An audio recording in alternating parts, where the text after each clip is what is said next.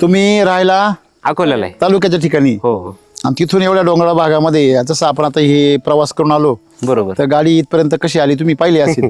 अडचणीच्या परिस्थितीमध्ये या अडचणीमध्ये सगळे शेती करतात तर शेतीमध्ये काहीतरी आकर्षण वाटलं तरच माणूस येतो ना. हो तर एवढ्या वर्षापासून भात लावता मग तुम्ही ह्याच वर्षी भात लावायला का आले. त्यांना शुद्ध खायचं होतं ना. किती पैसे देऊन असं भेटत नाही बाहेर. मग तुम्ही तर खाल्लेलं नाही मग तुम्हाला कसं काय माहिती. गेल्या वर्षी साबळींनीच दिलं होतं थोडस. एक टाइम पुरताच दिला होता त्यांनी पण. तुम्ही म्हणता तसं किलो पण नाही, एक टाइम पुरताच दिला होता. नाही, तो वाटायला परवडत पण नाही. नाही सॅम्पलला परवडत नाही मग म्हणून यासाठी वैदिक सुद्धा सॅम्पलला परवडत नाही.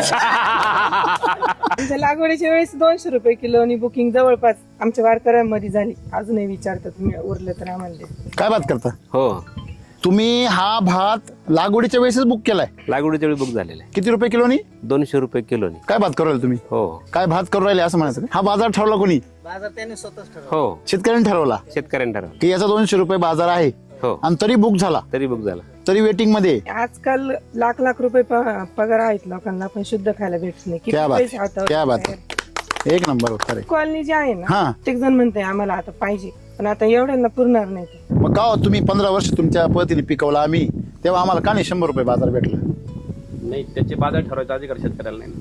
केमिकलचे बाजार ठरवायचा अधिकार शेतकऱ्याला नाही आणि वैदिकचे बाजार ठरवायचा अधिकार शेतकऱ्यांना आहे. हा कारण काय आहे सोनं आहे. आता हा जो तांदूळ पिकलाय यावर्षी जो भात पिकलाय यावर्षी मागच्या 80 वर्षात होत नाही एवढा पाऊस झाला असं लोक सांगतात जुने लोक. बरोबर. अशा कंडिशन मध्ये भातांची कंडिशन काय आहे पळशी जास्त झाली सगळी फळशी. बरोबर बरोबर आहे ना. हा म्हणजे वांज म्हणतो आपण त्याला म्हणजे साळी आहे पण आतमध्ये दाणा भरलेला नाहीये. तर अशा प्रकारची कंडिशन सगळी का आज आहे.